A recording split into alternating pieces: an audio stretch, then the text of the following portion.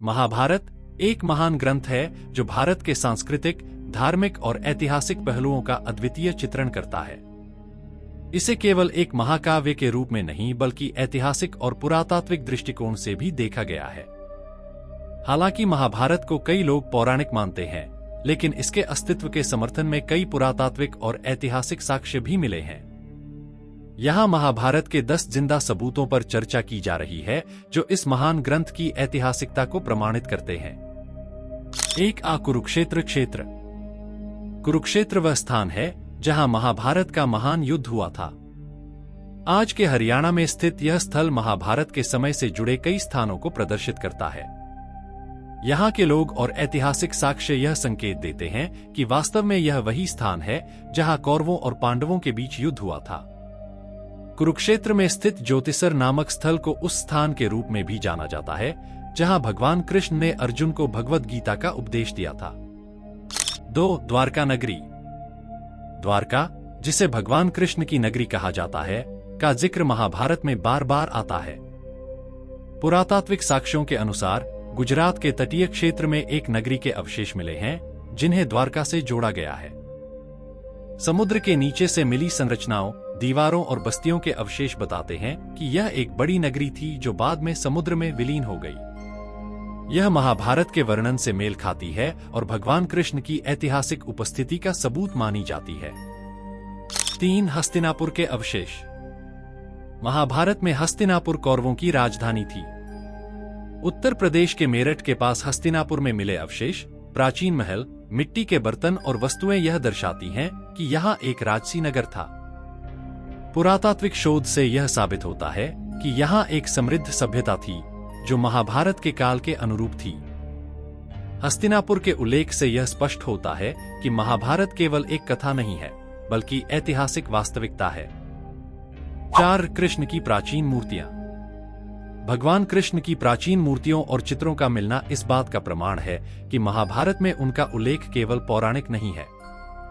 भारत के विभिन्न हिस्सों में भगवान कृष्ण की कई प्राचीन मूर्तियां मिली हैं, जिनकी आयु 2000 से 3000 साल पुरानी मानी जाती है।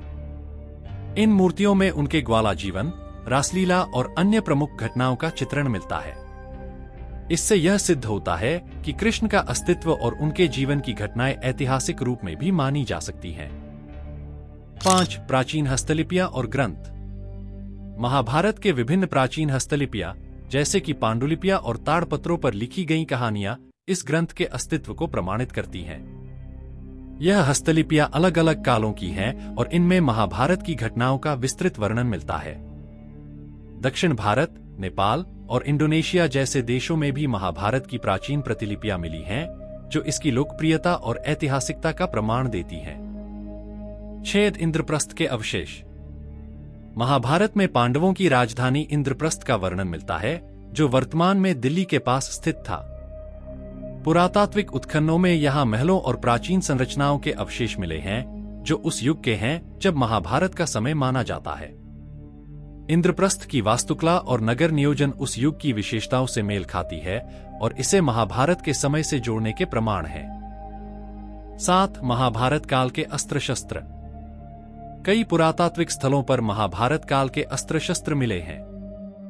इन शस्त्रों के निर्माण और आकार प्रकार से पता चलता है कि इनका प्रयोग युद्ध में किया गया होगा। ये शस्त्र लोहे और कांसे से बने हुए हैं और इनकी तकनीकी कुशलता उस समय की उच्च सैन्य शक्ति को दर्शाती है। यह भी कहा जाता है कि महाभारत में वर्णित कई अस्त्र जैसे दिव्यास्त्र और ब्रह्मास्त्र कालांतर में विकसित युद्ध कौशल के प्रतीक हो सकते हैं। 8. कृष्ण की शिक्षा का प्रमाण। भगवद गीता। भगवद गीता महाभारत का महत्वपूर्ण हिस्सा है और यह कृष्ण द्वारा अर्जुन को दी गई शिक्षा का सार है।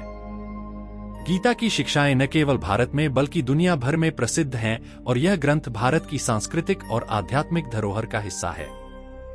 यह साबित करता है कि महाभारत केवल एक कथा नहीं बल्कि एक दार्शनिक ग्रंथ है जो कई शिक्षाएं और संदेश देता है।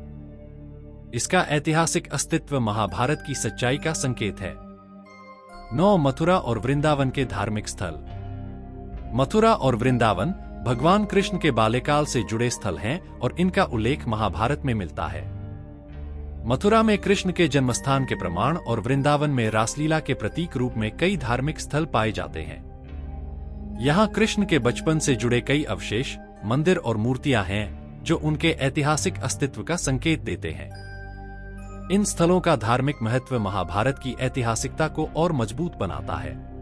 महाभारत के ये 10 प्रमाण यह संकेत देते हैं कि यह केवल एक महाकाव्य नहीं है, बल्कि एक ऐतिहासिक ग्रंथ है जिसमें पौराणिकता और ऐतिहासिकता का मेल मिलता है। पुरातात्विक, सांस्कृतिक और धार्मिक साक्ष्य इस बात को प्रमाणित करते हैं कि महाभारत के पात्र, घटनाएं और स्थान किसी न किसी रूप में इतिहास का हिस्सा हैं।